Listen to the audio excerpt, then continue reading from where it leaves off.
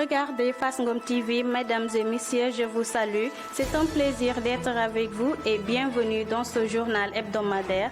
Au sommaire de cette édition, le dimanche 21 novembre 2021, rencontre des responsables féminines de Benno Bokk Yakaar des 55 villages de la commune de Fasngom pour parler des financements. Propos des 4 leaders de la commune de Pal pour gagner la confiance de leurs électorats. Et pour finir, nous revivrons les temps forts des navétanes de la commune de Fass.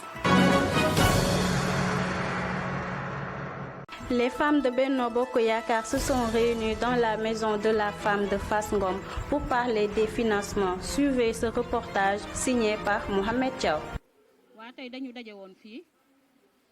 Nous sommes ici dans la maison des femmes de Fasngom avec les groupements des femmes de la commune de Fass pour expliquer à ces braves dames comment elles peuvent bénéficier des financements de promise démarchés par notre leader Ibrahima Diaw. Et ce n'est pas la première fois.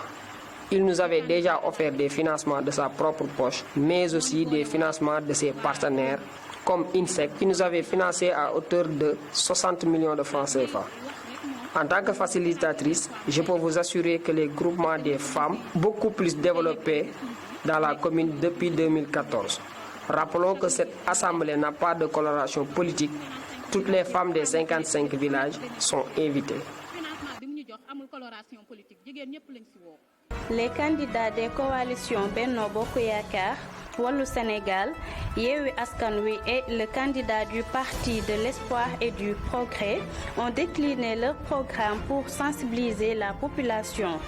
La course pour gagner la mairie de Pal semble bien lancée. Je vous propose de suivre le reportage de Ibrahima Diop. On est aujourd'hui à Pal pour vous donner quelques informations concernant les partis politiques. Ici à Pal, on a compté 4 partis politiques dont on va nommer premièrement M. Morgui Gueye, Benno Bokk Yakaar. M. Morgui Gueye, à la tête de la liste du Benno Bokk Yakaar, lui a déjà donné son programme. Il a dit Pal a besoin de quelque chose dont il a commencé son travail. Il veut développer Pal et ensuite il va aller ailleurs chercher des partenaires pour augmenter ce que Pal a manqué. Monsieur Cheikh Abdou Karim Diop, le directeur opérateur économique à la tête du mouvement Wallu Sénégal. Cheikh Abdou Karim Diop, un homme de développement. Cheikh Abdou Karim Diop a dit d'abord, il a déjà investi à Pal. Il a déjà mené beaucoup d'activités à Pal.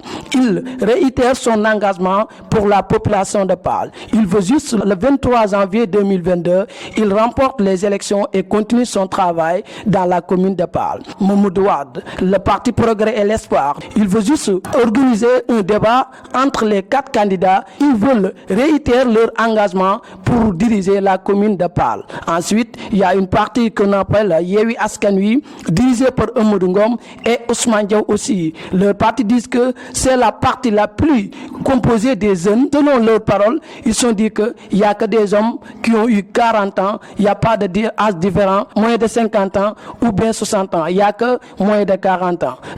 Navétane zone Djeri, la finale qui opposait l'équipe de Paye et celle de Bidjem s'est soldée par la victoire de l'équipe de Bidjem sur 2 buts à 1. Notre reporter Pa Omar Gaye était sur les lieux.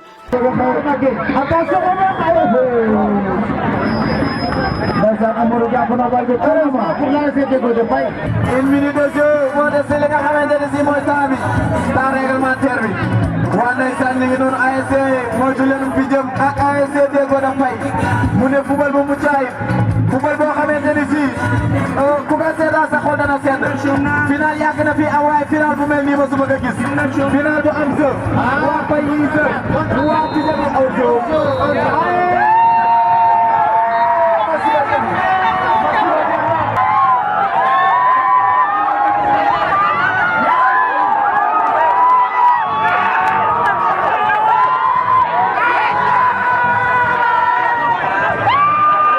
Finale entre Medina et Djomji au terrain de Yassaigne dans la zone de Thiagnardé, remportée par Medina sur un score de 1-0. Voici le reportage de Papa Omar Gaye. Fasngom muy zone Thiagnardé tey ñu ñëw fi nga xamante ni si mooy Yassaigne war fi fekk final boo xamante ni si final bu mucc ayib la macha allah. On est à la 20e minute de jeu. Véchal qui ballon. 0-0. Véchal qui contrôle toujours. Véchal qui dégasse. Attention. d'autres joueurs de Tahmet. Attention ballon, Birandoy, les grandes choses, attention, Birandoy qui ballon, Birandoy, oh, il n'a pas le sang, oh, le très dangereux, hey yo, Birandoy qui centre le contre de AIC, Demdi, donc on va Thiam, Birandoy qui centre deux jours ball, attention, c'est Thiam qui ballon, attention, avant défense, oh, attention, Pape Atou Diop qui ballon, Pape Atou Diop, qui contrôle le contrôle, attention, Pape Atou Diop, oh, Pape Atou Diop de corner. Écoutons le coach de l'ASC Fass Ngom au micro de Doudou Fall. di sant yàlla di julli si yonent bi di sant supporters yëpp di sant it dirigeants yi ak encadrement yëpp di encourager joueurs yi tamit parce que ci effort yu ñu def yëpp depuis le début du parcours ba léegi bon affaire bi nag bon football la football moom lu si nekk ak na muy demee rek football moom tey day neex suba du neex parce que boo xoolee match bi wala boog championnat bi football noonu 3 matchs ñu am benn victoire am 2 défaites donc loolu nag bon dama jàpp ni man football la rek football la joueurs yi bon xëy na am nañ ci ay part de responsabilité ñun entraîneurs yi am nañ ci part de responsabilité dirigeants yi noonu keneen ak keneen noonu. waaw mais lu am rek noonu xam ni lii moom la yàlla tuddoon rek ñu nangu ko ak sunu fukki loxo juróom li des kay mooy xanaa di defaraat rek defaraat parce que affaire yi dara jeexagu fi.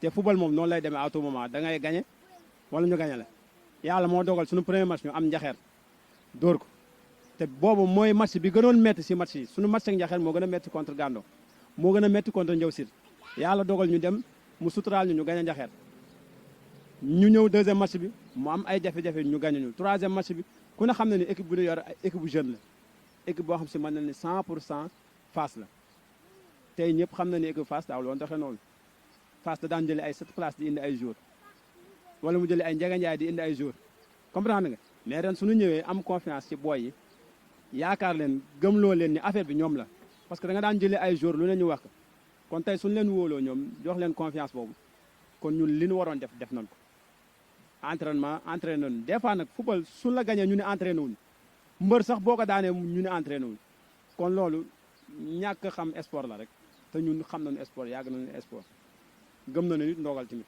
waaw affaire Fass da daan metti sax mu dem jëli ji coupe waaw kon yooyu pour man du dara quoi sant yàlla. Bon, avant tout, je salue tout le monde. Je salue toute la population fassoise. Bon, pour revenir sur les 2 matchs qu'on a perdus, on a beaucoup de problèmes. Bien vrai que on a une équipe très talentueuse. Cette année-ci, l'équipe a rajeuni. On a des joueurs qui sont très techniques, mais bon, ils sont très jeunes, quoi, je me dis. Donc, bon, le travail qu'on devrait faire sur eux, on n'en a pas fait. Vu les entraînements ne se déroulent pas bien. Donc, il y a beaucoup de problèmes là. Au niveau des dirigeants, au niveau des joueurs, au niveau de la préparation des matchs et tout. Fin de cette édition. Merci de l'avoir suivi. L'actualité se poursuit sur notre plateforme digitale en Wolof avec Mohamed Thiaw. Restez donc connectés sur Fass Ngom TV et merci de nous avoir accordé un petit bout de votre temps.